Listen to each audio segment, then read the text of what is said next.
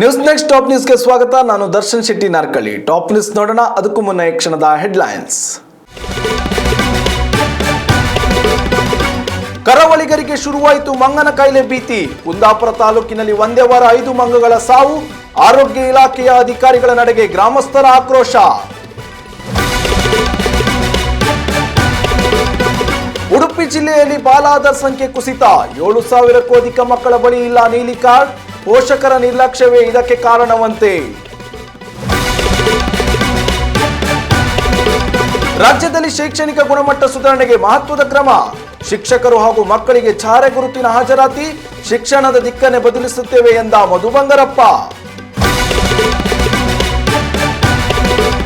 ರಾಜಧಾನಿ ಬೆಂಗಳೂರು ಮಂದಿಗೆ good news. ರಾಜ್ಯ ಸರ್ಕಾರದಿಂದ ದೊರೆತ ಸಂಕ್ರಾಂತಿ ಗಿಫ್ಟ್. ಸೈಟುಗಳ ಸೆಟ್ ಬ್ಯಾಕ್ ಇಳಿಕೆ ಮಾಡಿ ಜಿಬಿಎ ಅಂತಿಮ ಆದೇಶ. ಜನ್ಮದಿನಕ್ಕೆ ಅಭಿಮಾನಿಗಳಿಗೆ ರಾಕಿಂಗ್ ಸ್ಟಾರ್ ಸಂದೇಶ. ಶೀಘ್ರದಲ್ಲೇ ನಿಮ್ಮನ್ನೆಲ್ಲ ಭೇಟಿಯಾಗುತ್ತೇನೆ ಎಂದ ಕೆಜಿಎಫ್ ನಟ. ಟಾಕ್ಸಿಕ್ ಟೀಸರ್ ರಿಲೀಸ್ಗೆ ಕಾದು ಕುಳಿತ ಯಶ್ ಫ್ಯಾನ್ಸ್. 26 ವರ್ಷಗಳ ಬಳಿಕ ಭಾನುವಾರದಂದು ಕೇಂದ್ರ ಬಜೆಟ್. ಫೆಬ್ರವರಿ 1ರ ಸಂಪ್ರದಾಯ ಮುರಿಯದಿರಲು ನಿರ್ಧಾರ. ನಿರ್ಮಲಾ ಸೀತಾರಾಮನ್ರಿಂದ ದಾಖಲೆಯ 9ನೇ ಮುಂಗಡ ಪತ್ರ. ಮಲೆನಾಡಿನ ಜಿಲ್ಲೆಗಳಲ್ಲಿ ಜನರ ಆತಂಕಕ್ಕೆ ಕಾರಣವಾಗಿದ್ದ ಮಂಗನ ಕಾಯಿಲೆ ಪ್ರಕರಣದ ಭೀತಿ ಇದೀಗ ಉಡುಪಿ ಜಿಲ್ಲೆಯ ಜನರನ್ನು ಕಾಡುತ್ತಿದೆ. ಕುಂದಾಪುರ ತಾಲೂಕಿನ ಹೊಸಂಗಡಿ ಭಾಗದಲ್ಲಿ ಮಂಗಗಳ ಮೃತದೇಹ ಪತ್ತೆಯಾಗಿದ್ದು, ಒಂದೇ ವಾರದಲ್ಲಿ ಮಂಗಗಳ ಸಾವಿನ ಪ್ರಕರಣ 5ಕ್ಕೆ ಏರಿಕೆಯಾಗಿದೆ. ಮಂಗಗಳ ಸ್ಯಾಂಪಲ್ ಕಲೆ ಹಾಕಿರುವ ಆರೋಗ್ಯ ಹಾಗೂ ಅರಣ್ಯ ಇಲಾಖೆ ಜನರಿಗೆ ಮಾಹಿತಿ ನೀಡದೇ ಇರುವುದು ಸ್ಥಳೀಯರ ಆತಂಕಕ್ಕೆ ಕಾರಣವಾಗಿದೆ. ಕುಂದಾಪುರ ತಾಲೂಕಿನ ಹೊಸಂಗಡಿ ಗ್ರಾಮ ಪಂಚಾಯತ್ ವ್ಯಾಪ್ತಿಯ ಕಾರೂರಿನಲ್ಲಿ ಮತ್ತೆ ಈ ಬಾರಿ ಮಂಗನ ಕಾಯಿಲೆ ಔಟ್ಬ್ರೇಕ್ ಆಗಿದೆ ಅಂತಲೇ ಹೇಳ್ಬೋದು. ಯಾಕಂತ ಹೇಳಿದ್ರೆ ಈಗಾಗಲೇ 5 ಮಂಗಗಳ ಶವ ಪತ್ತೆಯಾಗಿರುವಂಥದ್ದು, ಆ ಶವಗಳನ್ನು ಪೋಸ್ಟ್ಮಾರ್ಟಮ್ ಮಾಡಿರುವಂಥದ್ದು. ಪ್ರತಿ ವರ್ಷವೂ ಕೂಡ ಇದೇ ಸಂದರ್ಭದಲ್ಲಿ, ಅಂದರೆ ಇದೇ ಸೀಸನ್ನಲ್ಲಿ, ಈ ಜನವರಿ ಅಥವಾ ಡಿಸೆಂಬರ್ ಕೊನೆಯ ಹಂತದಲ್ಲಿರುವಾಗಲೇ ಮಂಗನ ಕಾಯಿಲೆ ಅನ್ನುವಂಥದ್ದು ಈ ಭಾಗದಲ್ಲಿ ಕಾಣಿಸ್ಕೊಳ್ತಾ ಇದೆ. ಇಷ್ಟು ವರ್ಷಗಳಿಂದ ನಿರಂತರವಾಗಿ ಈ ಕಾಯಿಲೆ ಕಾಣಿಸ್ಕೊಳ್ತಿದ್ರು ಕೂಡ ಅದಕ್ಕೆ ಮೂಲ ಕಾರಣಗಳು ಏನು ಅಂಥದ್ದು ಕೂಡ ಇದುವರೆಗೆ ಆರೋಗ್ಯ ಅಧಿಕಾರಿಗಳಾಗಲಿ ಜಿಲ್ಲಾಡಳಿತವಾಗಿ ಅದನ್ನ ಮೂಲವನ್ನು ಪತ್ತೆ ಹಚ್ಚುವ ಕೆಲಸ ಮಾಡಿಲ್ಲ ಅನ್ನುವಂಥದ್ದು ಸ್ಥಳೀಯರ ಆರೋಪ. ಕರಾವಳಿಯಲ್ಲೂ ಮಂಗನ ಕಾಯಿಲೆ ಭೀತಿ. ಹೊಸಂಗಡಿಯಲ್ಲಿ 5 ಮಂಗಗಳ ಕಳೇಬರಹ ಪತ್ತೆ. ಆರೋಗ್ಯ ಇಲಾಖೆಯ ಕಾರ್ಯಕ್ಕೆ ಜನರ ಆಕ್ರೋಶ. ರಾಜ್ಯದಲ್ಲಿ ಮತ್ತೊಮ್ಮೆ ಮಂಗನ ಕಾಯಿಲೆ ಸದ್ದು ಮಾಡ್ತಾ ಇದೆ. ಮಲೆನಾಡು ಜಿಲ್ಲೆಯಲ್ಲಿ ಮಂಗನ ಕಾಯಿಲೆಯ ತೀವ್ರತೆ ಹೆಚ್ಚಿದ ಹಿನ್ನೆಲೆಯಲ್ಲಿ ಈ ಕಾಯಿಲೆ ನೆರೆ ಜಿಲ್ಲೆ ಉಡುಪಿಯಲ್ಲೂ ಭೀತಿ ಹುಟ್ಟಿಸಿದೆ. ಮುಖ್ಯವಾಗಿ ಪಶ್ಚಿಮ ಘಟ್ಟದ ತಪ್ಪಲಿನಲ್ಲಿ ಇತ್ತೀಚೆಗೆ ಮಂಗಗಳು ಸಾವನ್ನಪ್ಪಿರುವ ಪ್ರಕರಣಗಳು ಸಹಜವಾಗಿಯೇ ಈ ಭಾಗದ ಜನರಲ್ಲಿ ಆತಂಕವನ್ನು ಹೆಚ್ಚುವಂತೆ ಮಾಡಿದೆ. ಕಳೆದ ದಿನಗಳ ಅಂತರದಲ್ಲಿ ಜಿಲ್ಲೆಯ ಕುಂದಾಪುರ ತಾಲೂಕು ಹೊಸಂಗಡಿ ಗ್ರಾಮ ಪಂಚಾಯತ್ ವ್ಯಾಪ್ತಿಯ ಕಾರೂರಿನಲ್ಲಿ 5 ಕೋತಿಗಳು ಸಾವನ್ನಪ್ಪಿದೆ. 5ರಲ್ಲಿ 4 ಮಂಗಗಳು ಸಂಪೂರ್ಣವಾಗಿ ಕೊಳೆತು ಹೋಗಿದ್ದು, 1 ಮಂಗದ ಶವ ಪರೀಕ್ಷೆ ನಡೆಸಿ ಸ್ಯಾಂಪಲ್ ಸಂಗ್ರಹಿಸಿ ಪರಿಶೀಲನೆ ಕಳಿಸುವ ಕೆಲಸವನ್ನ ಜಿಲ್ಲಾ ಆರೋಗ್ಯ ಇಲಾಖೆ ನಡೆಸಿದೆ.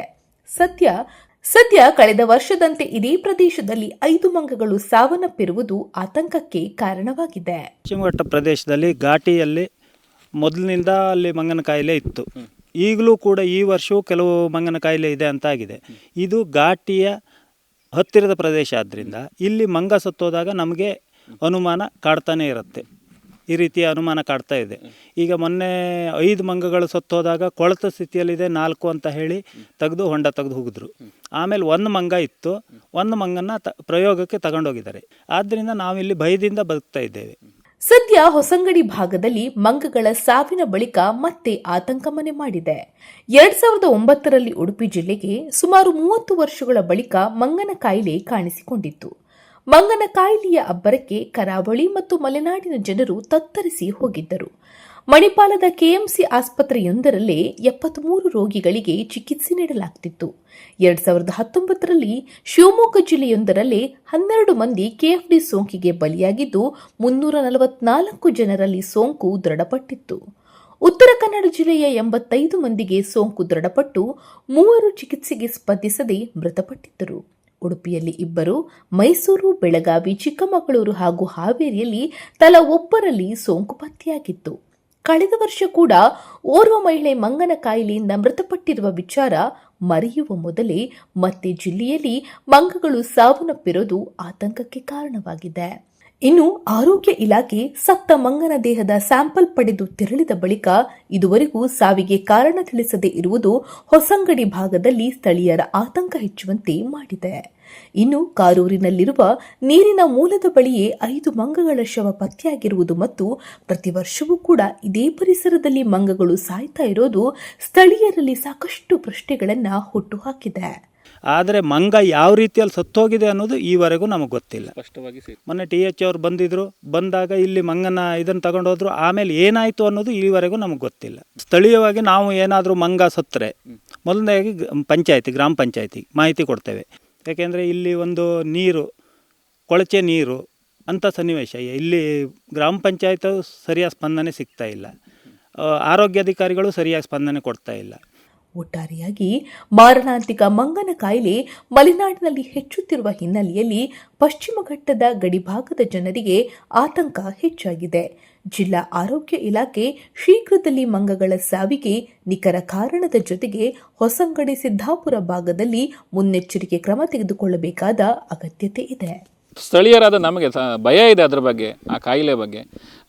DHO ಅವರು ಅಥವಾ ಈ ಆರೋಗ್ಯ ಅಧಿಕಾರಿಗಳ ತಂಡ ಬಂದು ಪೋಸ್ಟ್ಮಾರ್ಟಮ್ ಮಾಡಿ ಆ ಶವವನ್ನು ತೆಗೆದುಕೊಂಡು ಹೋಗುವಂಥ ಕೆಲಸ ಮಾಡಿದ್ದಾರೆ, ಸ್ಯಾಂಪಲ್ ತಗೊಂಡು ಹೋಗಿದ್ದಾರೆ. ಬಟ್ ಏನಾಗಿ ಸತ್ತಿದೆ ಅಥವಾ ಅದು ಸಾಯಲಿಕ್ಕೆ ಕಾರಣ ಏನು, ಮಂಗನ ಕಾಯಿಲೆ ಹೌದಾ ಅಲ್ವಾ ಅಂತ ಬಗ್ಗೆ ಇದುವರೆಗೆ ಯಾವುದೇ ಸ್ಪಷ್ಟನೆಯನ್ನು ನೀಡ್ತಾ ಇಲ್ಲ.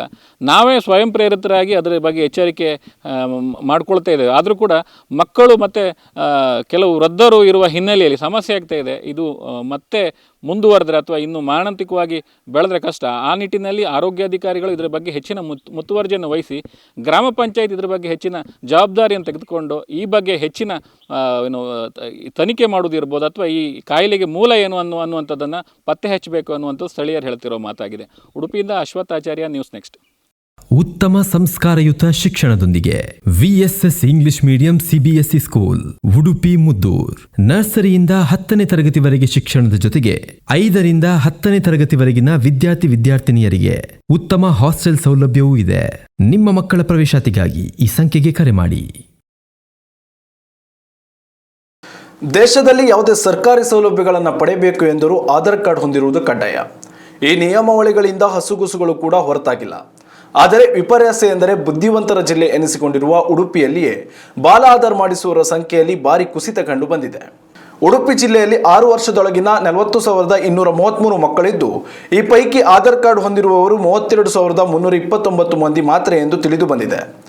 ಬ್ರಹ್ಮಾವರದಲ್ಲಿ ಒಟ್ಟು 8,404 ಮಕ್ಕಳ ಪೈಕಿ 1,609 ಮಕ್ಕಳು ಬಾಲ ಆಧಾರ್ ಹೊಂದಿಲ್ಲ. ಕಾರ್ಕಳದಲ್ಲಿ ಒಟ್ಟು 6,364 ಮಕ್ಕಳಿದ್ದು, ಇವರಲ್ಲಿ 1,023 ಮಕ್ಕಳು ಬಾಲ ಆಧಾರ್ ಮಾಡಿಸಿಕೊಂಡಿಲ್ಲ. ಇನ್ನುಳಿದಂತೆ ಕುಂದಾಪುರದ 15,091 ಮಕ್ಕಳ ಪೈಕಿ 3,248, ಉಡುಪಿಯಲ್ಲಿ 10,374 ಮಕ್ಕಳ ಪೈಕಿ 2,024 ಮಕ್ಕಳ ಬಳಿ ಬಾಲ ಆಧಾರ್ ಗುರುತಿನ ಚೀಟಿ ಇಲ್ಲ ಎನ್ನಲಾಗಿದೆ. ಮಕ್ಕಳನ್ನು ಶಾಲೆಗೆ ಸೇರಿಸುವ ಸಂದರ್ಭದಲ್ಲಿ ಆಧಾರ್ ಮಾಡಿಸಿದರಾಯಿತು ಎಂಬ ಪೋಷಕರ ನಿರ್ಲಕ್ಷ್ಯ ಧೋರಣೆಯೇ ಇದಕ್ಕೆ ಕಾರಣ ಎನ್ನಲಾಗಿದೆ. 6 ವರ್ಷ ತುಂಬುವವರೆಗೂ ಮಕ್ಕಳಿಗೆ ಬ್ಯಾಂಕ್ ಖಾತೆ, ಪಾಸ್ಪೋರ್ಟ್ ಸೇರಿದಂತೆ ಇನ್ನಿತರ ಯಾವುದೇ ದಾಖಲೆಗಳನ್ನು ಮಾಡುವ ಅವಶ್ಯಕತೆ ಇಲ್ಲದ ಕಾರಣ ಬಾಲ ಆಧಾರ್ನಿಂದ ಯಾವುದೇ ಪ್ರಯೋಜನ ಇಲ್ಲ ಎನ್ನುವ ಪೋಷಕರ ಅಭಿಪ್ರಾಯವೇ ಆಧಾರ್ ಸಂಖ್ಯೆಯಲ್ಲಿ ಇಳಿಮುಖ ಆಗುವುದಕ್ಕೆ ಮುಖ್ಯ ಮೂಲಾಧಾರವಾಗಿದೆ. ಆದರೆ ಬಾಲ ಆಧಾರ್ ಎನ್ನುವುದು ಅತ್ಯಂತ ಅಗತ್ಯವಿರುವ ದಾಖಲೆಗಳ ಪೈಕಿ ಒಂದಾಗಿದ್ದು, 5 ವರ್ಷದೊಳಗಿನ ಶಿಶುಗಳಿಗೆ ನೀಡಲಾಗುತ್ತದೆ. ಶಿಶುವಿನಿಂದ ಹಿಡಿದು 5 ವರ್ಷದೊಳಗಿನ ಮಕ್ಕಳಿಗೆ ಯಾವುದೇ ಸರ್ಕಾರಿ ಸೌಲಭ್ಯಗಳನ್ನು ಪಡೆಯಲು ಬ್ಯಾಂಕ್ ಖಾತೆ ತೆರೆಯಲು ಪಾಸ್ಪೋರ್ಟ್ಗಳಿಗೆ ಬಾಲ ಆಧಾರ್ ಅವಶ್ಯಕವಾಗಿದೆ. ರಾಜ್ಯದಲ್ಲಿ ಶೈಕ್ಷಣಿಕ ಮಟ್ಟ ಸುಧಾರಣೆಯಲ್ಲಿ ಶಿಕ್ಷಕರು ಹಾಗೂ ವಿದ್ಯಾರ್ಥಿಗಳ ಹಾಜರಾತಿ ಕೂಡ ಪ್ರಮುಖ ಪಾತ್ರ ವಹಿಸುತ್ತದೆ. ಈ ಹಿನ್ನೆಲೆಯಲ್ಲಿ ರಾಜ್ಯದ ಸರ್ಕಾರಿ ಶಾಲೆಗಳಲ್ಲಿ ಶೀಘ್ರದಲ್ಲೇ ಚಾರ ಗುರುತಿನ ಹಾಜರಾತಿ ವ್ಯವಸ್ಥೆ ಜಾರಿಗೆ ತರುವುದಾಗಿ ಶಿಕ್ಷಣ ಸಚಿವ ಮಧು ಬಂಗಾರಪ್ಪ ಹೇಳಿದ್ದಾರೆ. ಕಲಬುರಗಿಯಲ್ಲಿ ಈ ವಿಚಾರವಾಗಿ ಮಾತನಾಡಿದ ಅವರು, ಮುಂದಿನ ಶೈಕ್ಷಣಿಕ ವರ್ಷದಿಂದ ರಾಜ್ಯದ ಎಲ್ಲಾ ಸರ್ಕಾರಿ ಶಾಲೆಗಳಲ್ಲಿ ಫೇಸ್ ರೆಕಾಗ್ನಿಷನ್ ಹೊಸ ಹಾಜರಾತಿ ವ್ಯವಸ್ಥೆ ಆರಂಭಿಸುತ್ತಿದ್ದೇವೆ. ಈ ಹೊಸ ಹಾಜರಾತಿ ಪದ್ಧತಿಯಿಂದ ರಾಜ್ಯದಲ್ಲಿನ ಶೈಕ್ಷಣಿಕ ದಿಕ್ಕೆ ಬದಲಾಗಲಿದೆ ಎಂದು ಅಭಿಪ್ರಾಯಪಟ್ಟಿದ್ದಾರೆ. ಸರ್ಕಾರಿ ಶಾಲೆಗಳಲ್ಲಿ ಪ್ರಸ್ತುತ ವಿದ್ಯಾರ್ಥಿಗಳ ಹೆಸರನ್ನು ಕೂಗಿ ಹಾಜರಾತಿ ದಾಖಲು ಮಾಡಿಕೊಳ್ಳಲಾಗುತ್ತಿದೆ. ಶಿಕ್ಷಕರು ಸಹಿ ಹಾಕುವ ಮೂಲಕ ಹಾಜರಾತಿ ಹಾಕುತ್ತಿದ್ದಾರೆ. ಇದು 2 ಹಳೆಯ ವಿಧಾನಗಳಿಗೆ ಬ್ರೇಕ್ ಹಾಕಿ ಹಾಜರಾತಿ ಪ್ರಕ್ರಿಯೆಗೆ ಮುಂದಿನ ಶೈಕ್ಷಣಿಕ ವರ್ಷದಿಂದ ಹೈಟೆಕ್ ಸ್ಪರ್ಶ ನೀಡುವುದು ಸರ್ಕಾರದ ಉದ್ದೇಶವಾಗಿದೆ. ಇದಕ್ಕಾಗಿ ಸೂಕ್ತ ತಯಾರಿ ಈಗಾಗಲೇ ಆರಂಭಿಸಿದ್ದೇವೆ ಎಂದು ಸಚಿವ ಮಧು ಬಂಗಾರಪ್ಪ ಮಾಹಿತಿ ನೀಡಿದ್ದಾರೆ. ಉತ್ತಮ ಸಂಸ್ಕಾರಯುತ ಶಿಕ್ಷಣದೊಂದಿಗೆ VSS English medium CBSE school Udupi Muddur. ನರ್ಸರಿಯಿಂದ 10ನೇ ತರಗತಿವರೆಗೆ ಶಿಕ್ಷಣದ ಜೊತೆಗೆ 5ರಿಂದ 10ನೇ ತರಗತಿವರೆಗಿನ ವಿದ್ಯಾರ್ಥಿನಿಯರಿಗೆ ಉತ್ತಮ ಹಾಸ್ಟೆಲ್ ಸೌಲಭ್ಯವೂ ಇದೆ. ನಿಮ್ಮ ಮಕ್ಕಳ ಪ್ರವೇಶಾತಿಗಾಗಿ ಈ ಸಂಖ್ಯೆಗೆ ಕರೆ ಮಾಡಿ. ರಾಜ್ಯ ರಾಜಧಾನಿ ಬೆಂಗಳೂರಿನಲ್ಲಿ ಹೊಸ ಮನೆ ಕಟ್ಟೋ ಪ್ಲಾನ್ ಹಾಕುತ್ತಿರುವವರಿಗೆ ರಾಜ್ಯ ಸರ್ಕಾರ ಗುಡ್ ನ್ಯೂಸ್ ನೀಡಿದೆ. ಸೆಟ್ ಬ್ಯಾಕ್ ಅಂದರೆ ಒಂದು ಕಟ್ಟಡ ನಿರ್ಮಿಸಲು ಸುತ್ತಲೂ ಕಡ್ಡಾಯವಾಗಿ ಬಿಡಬೇಕಿದ್ದ ಖಾಲಿ ಜಾಗವನ್ನು ಇನ್ಮುಂದೆ ಬಿಡಬೇಕು ಎಂಬ ಅವಶ್ಯಕತೆ ಇಲ್ಲ. ಜಾಗ ಖಾಲಿ ಬಿಡದೆ ಮನೆ ನಿರ್ಮಿಸಲು ರಾಜ್ಯ ಸರ್ಕಾರ ಹಸಿರು ನಿಶಾನೆ ತೋರಿದ್ದು ಸಿಟಿ ಮಂದಿ ಫುಲ್ ಖುಷಿಯಾಗಿದ್ದಾರೆ. ನಗರಾಭಿವೃದ್ಧಿ ಇಲಾಖೆ ಈ ಮಹತ್ವದ ಆದೇಶವನ್ನು ಹೊರಡಿಸಿದೆ.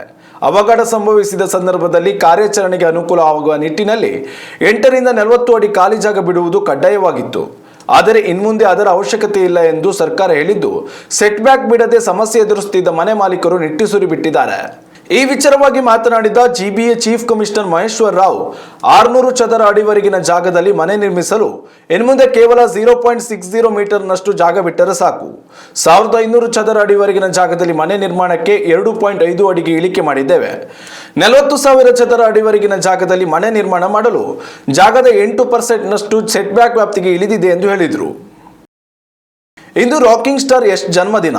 ನೆಚ್ಚಿನ ನಟನ ಜನ್ಮದಿನಾಚರಣೆಯನ್ನ ಭರ್ಜರಿಯಾಗಿ ಆಚರಿಸಬೇಕೆಂದು ಕಾಯುತ್ತಿದ್ದ ಅಭಿಮಾನಿಗಳಿಗೆ ಈ ಬಾರಿಯೂ ನಟ ಯಶ್ ನಿರಾಸೆ ಮೂಡಿಸಿದ್ದಾರೆ. ಪ್ರತಿ ವರ್ಷದಂತೆ ಈ ವರ್ಷವೂ ಅಭಿಮಾನಿಗಳಿಗೆ ಸಂದೇಶ ನೀಡಿರುವ ನಟ ಯಶ್ ಜನ್ಮದಿನಕ್ಕೆ ನಾನು ಲಭ್ಯವಿಲ್ಲ ಎಂದು ತಿಳಿಸಿದ್ದಾರೆ. ಸೋಷಿಯಲ್ ಮೀಡಿಯಾದಲ್ಲಿ ಮಾಹಿತಿ ಹಂಚಿಕೊಂಡಿರುವ ಕೆಜಿಎಫ್ ನಟ ಯಶ್, ಕಳೆದ ಕೆಲವು ವರ್ಷಗಳಿಂದ ನನ್ನನ್ನು ನೀವೆಲ್ಲ ಭೇಟಿಯಾಗಬೇಕೆಂದು ಕಾಯುತ್ತಿದ್ದೀರಿ ಎಂಬುದು ನನಗೆ ತಿಳಿದಿದೆ. ನಾನು ಕೂಡ ಅಷ್ಟೇ ಕಾತುರದಿಂದ ನಿಮ್ಮನ್ನೆಲ್ಲ ಭೇಟಿಯಾಗಲು ಕಾಯುತ್ತಿದ್ದೇನೆ. ಈ ವರ್ಷ ನಿಮ್ಮನ್ನೆಲ್ಲ ಭೇಟಿಯಾಗಬೇಕು ಎಂದು ನಾನು ಬಯಸಿದ್ದೆ. ಆದರೆ ಇದೇ ಮಾರ್ಚ್ 19ರಂದು ಟಾಕ್ಸಿಕ್ ಸಿನಿಮಾ ತೆರೆ ಕಾಣಬೇಕಾಗಿರುವುದರಿಂದ ಸಿನಿಮಾ ಕೆಲಸಗಳಲ್ಲಿ ಬ್ಯುಸಿಯಾಗಿದ್ದೇನೆ. ಹೀಗಾಗಿ ನಿಮ್ಮನ್ನೆಲ್ಲ ಭೇಟಿಯಾಗಲು ಸಾಧ್ಯವಾಗುತ್ತಿಲ್ಲ. ಆದರೆ ಶೀಘ್ರದಲ್ಲೇ ನಿಮ್ಮನ್ನು ದೊಡ್ಡ ರೀತಿಯಲ್ಲಿ ಭೇಟಿಯಾಗಲಿದ್ದೇನೆ. ನೀವು ಕಳಿಸಿದ ಎಲ್ಲ ಶುಭ ಹಾರೈಕೆಗಳನ್ನು ನಾನು ನೋಡುತ್ತಿರುವೆ. ನಿಮ್ಮೆಲ್ಲರ ಪ್ರೀತಿಗೆ ಧನ್ಯವಾದ ಎಂದು ಬರೆದುಕೊಂಡಿದ್ದಾರೆ. ಅಂದಹಾಗೆ ಇಂದು ಯಶ್ ಜನ್ಮದಿನದ ಪ್ರಯುಕ್ತ ಟಾಕ್ಸಿಕ್ ಚಿತ್ರತಂಡ ಸಿನಿಮಾ ಟೀಸರ್ ಬಿಡುಗಡೆ ಮಾಡಲಿದ್ದು, ದೇಶಾದ್ಯಂತ ಇರುವ ಯಶ್ ಅಭಿಮಾನಿ ಬಳಗ ಕಾತುರದಿಂದ ಕಾಯುತ್ತಿದೆ. ಭಾರಿ ಕುತೂಹಲಕ್ಕೆ ಕಾರಣವಾಗಿದ್ದ ಕೇಂದ್ರ ಬಜೆಟ್ ಮಂಡನೆ ಗೊಂದಲಕ್ಕೆ ಕೊನೆಗೂ ತೆರೆ ಬಿದ್ದಿದೆ. ಫೆಬ್ರವರಿ 1 ಭಾನುವಾರವಾಗಿರುವ ಹಿನ್ನೆಲೆಯಲ್ಲಿ ಫೆಬ್ರವರಿ 2ರಂದು ಕೇಂದ್ರ ಬಜೆಟ್ ಮಂಡನೆಯಾಗುತ್ತಾ ಎಂಬ ಕುತೂಹಲ ಎಲ್ಲರಲ್ಲಿ ಮನೆ ಮಾಡಿತ್ತು. ಆದರೆ ಇದೀಗ ಕೇಂದ್ರ ಸರ್ಕಾರದಿಂದಲೇ ಸ್ಪಷ್ಟನೆ ಹೊರಬಿದ್ದಿದ್ದು, ಕೇಂದ್ರ ಬಜೆಟ್ ಫೆಬ್ರವರಿ 1ರ ಭಾನುವಾರದಂದೇ ಮಂಡನೆಯಾಗಲಿದೆ. ಫೆಬ್ರವರಿ 1ರ ಬಜೆಟ್ ಮಂಡನೆ ಸಂಪ್ರದಾಯ ಮುರಿಯದಿರಲು ಕೇಂದ್ರ ಸರ್ಕಾರ ನಿರ್ಧರಿಸಿದೆ. ಫೆಬ್ರವರಿ 1ರಂದು ಕೇಂದ್ರ ಬಜೆಟ್ ಮಂಡನೆ ಮಾಡುವ ಸಂಪ್ರದಾಯ ಆರಂಭಗೊಂಡ ಬಳಿಕ ಇದೇ ಮೊದಲ ಬಾರಿಗೆ ಭಾನುವಾರ ಬಜೆಟ್ ಮಂಡನೆಯಾಗುತ್ತಿದೆ. ಆದರೆ ಭಾನುವಾರ ದೇಶದಲ್ಲಿ ಬಜೆಟ್ ಮಂಡನೆಯಾಗುತ್ತಿರುವುದು ಇದೇ ಮೊದಲೇನಲ್ಲ. 28 ವರ್ಷಗಳ ಹಿಂದೆ ಫೆಬ್ರವರಿ 28, 1999ರಲ್ಲಿ ಭಾನುವಾರದಂದು ಕೇಂದ್ರ ಬಜೆಟ್ ಮಂಡಿಸಲಾಗಿತ್ತು. ಅಂದಿನ ವಿತ್ತ ಸಚಿವ ಯಶವಂತ್ ಸಿನ್ಹಾ ಭಾನುವಾರದಂದು ಬಜೆಟ್ ಮಂಡಿಸಿದರು. ದೇಶದಲ್ಲಿ 2017ರಿಂದ ಫೆಬ್ರವರಿ 1ನೇ ತಾರೀಕಿನಂದೇ ಬಜೆಟ್ ಮಂಡಿಸುವ ಸಂಪ್ರದಾಯ ರೂಢಿಗೆ ಬಂದಿದೆ. ಈ ಬಾರಿ ಜನವರಿ 28ರಿಂದ ಬಜೆಟ್ ಅಧಿವೇಶನ ಆರಂಭಗೊಳ್ಳಲಿದೆ. ರಾಷ್ಟ್ರಪತಿ ದ್ರೌಪದಿ ಮುರ್ಮು ಜಂಟಿ ಅಧಿವೇಶನಗಳನ್ನು ಉದ್ದೇಶಿಸಿ ಮಾತನಾಡಲಿದ್ದಾರೆ. ಇದಾದ ಬಳಿಕ ವಿತ್ತ ಸಚಿವೆ ನಿರ್ಮಲಾ ಸೀತಾರಾಮನ್ ದಾಖಲೆಯ 9ನೇ ಮುಂಗಡ ಪತ್ರ ಮಂಡಿಸಲಿದ್ದಾರೆ.